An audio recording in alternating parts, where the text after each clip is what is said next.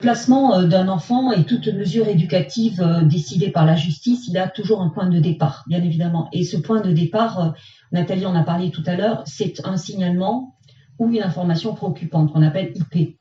Et ce signalement et cette information préoccupante sont faites en grande majorité par des institutions, l'hôpital, l'école, les PMI, les CMPP, et ils les font trop facilement. C'est très très clair, trop facilement.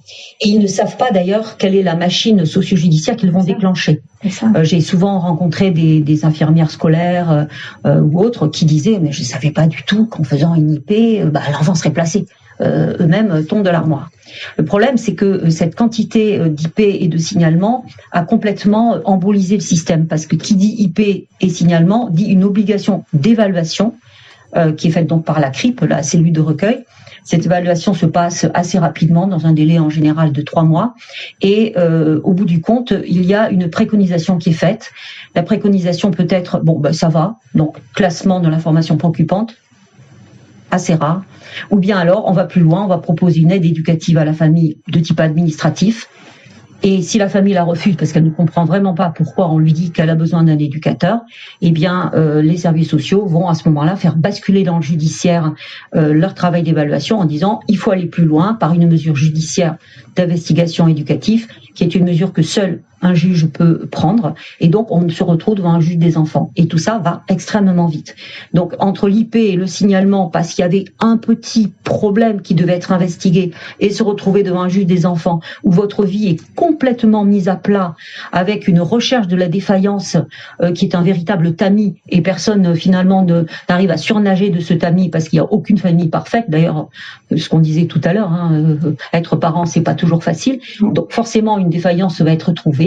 Et donc, c'est cet engrenage qui fait que soit il aura une mesure éducative avec un éducateur, ça s'appelle une AMO, une mesure d'assistance éducative en milieu ouvert, où la famille est quand même sous les projecteurs de travailleurs sociaux et d'éducateurs, ou au pire, un placement, sachant que, je viens de dire au pire un placement, et en fait, j'aurais pas dû dire ça. Pourquoi ? Parce que le placement, qui devrait être une mesure de dernier ressort, est assez souvent faite en première intention. Donc vous imaginez ce que c'est pour une famille qui fonctionnait correctement, qui avait des problèmes de nature tout à fait banale, toutes les familles, et qui étaient tout à fait remédiables, de se retrouver avec un enfant qui leur est pris et qui est placé pour un temps indéterminé. Parce qu'au début, le juge va dire 1 an, 6 mois, mais les renouvellements de placement sont constants, avec différents prétextes, dont un que je vois souvent et que je dénonce vraiment avec beaucoup de force, à savoir l'enfant il est pas mal dans le foyer, il s'épanouit, donc on va continuer comme ça. Et ça viole évidemment toute la jurisprudence, qu'elle soit communautaire ou française, mais je suis là pour dire que la pratique socio-judiciaire, même si elle va à l'encontre des critères légaux, si elle va à l'encontre d'une jurisprudence, eh bien elle est là, elle est très forte, avec l'autorité judiciaire des décisions en France, comme dans tout pays européen, ça s'impose.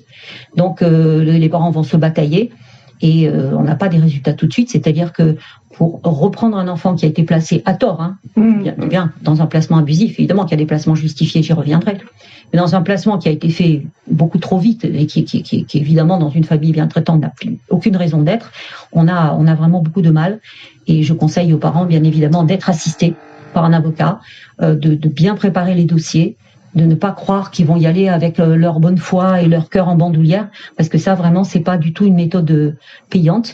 Il y a vraiment une dissymétrie des forces en présence, il y a une inégalité des armes qui est patente, et donc les familles sont extrêmement démunies. En plus, sur le plan émotionnel, elles sont dans une situation de stress qui est monumentale.